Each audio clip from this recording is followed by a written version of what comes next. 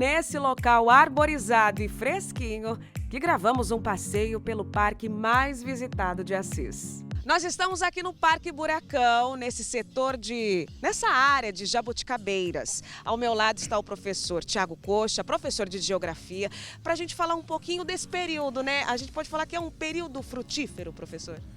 Olá, Anali, tudo bem? Sim, esse é o período ao qual várias espécies frutíferas, elas acabam tendo o seu ciclo de floração e, consequentemente, frutificação, como aqui no Parque Buracão, duas espécies que prevalecem aqui, dos exemplares frutíferos, a jabuticaba e a mangueira, ao qual agora estamos tendo aqui uma abundância muito grande desses frutos, tanto consumido por animais, como também por seres humanos, como agora aqui ao redor do parque, você vê várias pessoas fazendo essa colheita, E olha só, a gente estava caminhando, Assis, por exemplo, a gente fala que aqui é o Ibirapuera de Assis, podemos falar assim? Sim, o Parque João Domingos Coelho, popularmente conhecido como Parque Buracão, ele é um cartão de visitas aqui da nossa cidade, é um ponto de referência, Assis tem vários pontos icônicos, a Igreja da Catedral, a imagem de São Francisco lá na rotatória, e aqui o Parque Buracão é um dos vários que nós temos na cidade em relação a pontos de referência. Lembrando que o Parque Ecológico Buracão, no passado, antes dele ser consolidado, esse local já foi uma das maiores erosões urbanas do estado de São Paulo. E que após a intervenção do poder público municipal, em parceria com o governo do estado, as obras de contenção foram feitas, as obras de drenagem foram feitas e o parque foi estabelecido.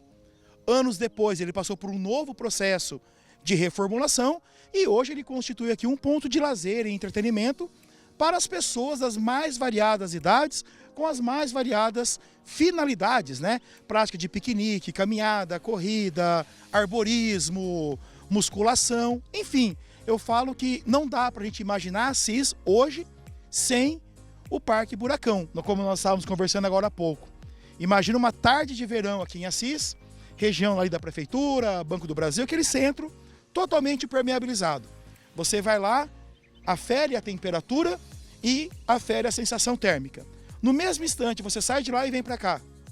Você vai ver uma diferença brutal. Bem mais fresquinho. Com toda certeza. E por quê?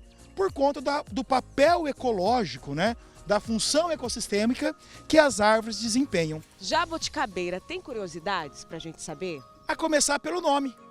A palavra jabuticabeira vem do tupi.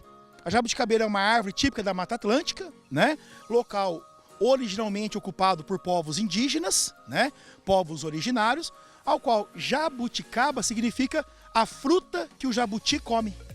Então a palavra jabuticabeira é a palavra jabuticaba vem do tupi, a fruta que o jabuti come.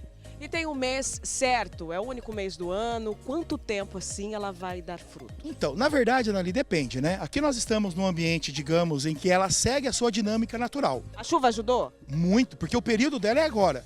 Para ela florescer, água. Quanto mais água, maior o processo de floração. Então nós temos esses dois processos juntos. Agora, aquelas mudas que muitas vezes a gente compra em floriculturas, em lojas, específicas da área, que já são mudas enxertadas, em casa, jogando água quase todo dia, ela vai florescer e frutificar mais vezes. Mas na dinâmica natural, o período dela mesmo é agora, final de primavera, começo de verão.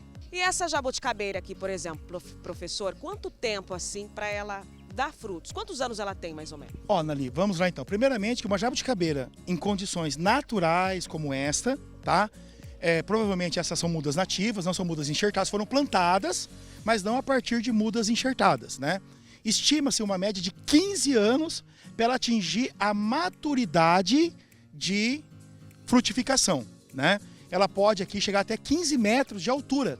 Como a gente vê todas as plantadas aqui são muito altas. Então são espécies aqui que tranquilamente têm muitas dezenas de anos. Porque a gente não pode esquecer que da mesma forma que nós crescemos e nos transformamos, as árvores também. A gente demorou para crescer, a gente demorou para chegar na vida adulta.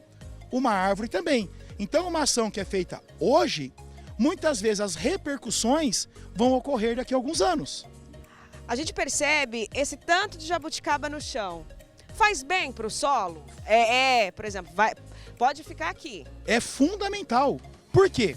Quando a gente olha isso aqui, Isso aqui é o quê? Matéria orgânica que vai entrar em processo de decomposição. Ao entrar em processo de decomposição, ele vai o quê? Fechar o ciclo de nutrição do solo. Então, todos os nutrientes que a planta usou para crescer, se desenvolver, produzir, com esse material aqui, vai sendo o quê? Reincorporado. Então nada de limpar e tirar. Aqui não, só na parte de calçada. Agora a pergunta, gosta de jabuticaba? Pô, pelo amor de Deus, eu amo chupar jabuticaba, geleia de jabuticaba, apesar de não beber, mas licor de jabuticaba é uma delícia. Então a gente não pode sair daqui sem experimentar. Não pode, a gente vai ter que chupar jabuticaba hoje. E lá fomos nós. O professor subiu na árvore para a degustação no pé. A forma mais natural que existe para saborear a fruta. É ou não é? Isso, professor.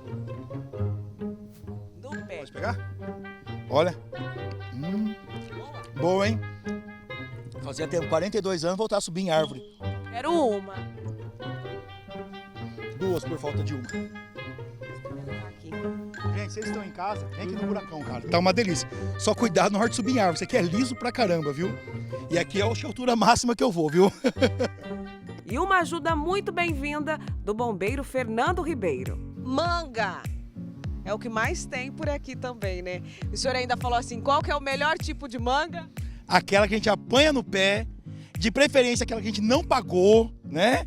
Tem fiapo. Fiapo no dente, como a manga rosa aqui, né? Deixa tua boca tudo cheia de fiapo. É a mais gostosa de chupar. Vamos falar um pouco da história da mangueira, qual que é a curiosidade? Bom, a mangueira ela é uma espécie exótica aqui no Brasil, né? Ela é originária ali do Sudeste Asiático, mais precisamente ali entre Índia, Mianmar, Bangladesh, é a área genuína dela, mas que se adaptou aqui por quase todo o território brasileiro, principalmente nas áreas de clima tropical úmido e clima equatorial, né? Tropical úmido onde nós estamos aqui, por ser condições climáticas semelhantes às suas áreas de origem, né? Há registros da mangueira mais antiga, né? Ela ter quase 300 anos, a registrada conhecida, né? Mas o ciclo dela em condições aí chega a quase 100 anos. Uma mangueira enxertada, ela começa a produzir entre 2 e 3 anos, né? Agora uma mangueira a partir da semente, chega sem ser enxertada, seguindo uma dinâmica mais da natureza, pode demorar ali até quase 10 anos, 7, 8, 9 anos para começar a produzir. Essas daqui do buracão, dá pra gente ter uma ideia de quantos anos elas têm? Ah, tem muitas décadas, né? Isso aqui é bem antigo. Você vê pelo tamanho dela e muitas já na parte mais alta da copa, algumas inclusive ali começando até indícios de final de ciclo, né? Então você vê que é uma mangueira já bem antiga, mas tem um papel essencial aqui no parque, né? Porque elas contribuem para o sombreamento, né? Por meio desse sombreamento, quantas e quantas pessoas fazendo atividade física, atividade esportiva, né?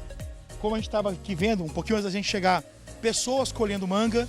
Quanto tempo assim a gente acredita que a gente vai ter frutas nesses pés? Então, a manga ela tem aquela curiosidade. Você já ouviu a expressão chuva de manga? Já ouviu essa expressão? Já ouvi. O que significa? Chove num lugar, não chove em outro, né? E a manga tem, essa chuva tem esse nome por conta da fruta. Às vezes num sítio está dando manga e poucos quilômetros de distância os pés de manga não estão dando. Então a extensão total pega esse final de ano, pensando numa dinâmica natural. Mas hoje, por conta da biotecnologia, né, da agricultura intensiva, você produz manga o ano inteiro, principalmente no Nordeste, que é hoje ali no Vale do São Francisco, um dos principais polos fruticultores do Brasil, sobretudo frutas para exportação. Porque lá, o clima seco favorece o quê? A menor proliferação de algumas pragas. O clima seco favorece também a concentração de açúcares. E a irrigação você coloca na quantidade ideal para a planta produzir aquilo que se espera. Então venha buscar sua manga. Tá aqui, tem bastante. Inclusive, nós estamos aqui, mas rezando bastante, que já deu umas 3, 4 antes de começar a gravar a chapuletada de manga, que beirou o lugar que a gente tá. Mas nós experimentamos a jabuticaba e não vamos sair daqui sem experimentar. Com certeza, tem que sujar o dente hoje. Chegou o nosso momento. Agora é hora, né? Não dá pra vir aqui falar de manga e não chupar, né? O mel. Docinha, docinha. Bem você também. Não perca, não. Haja tudo então.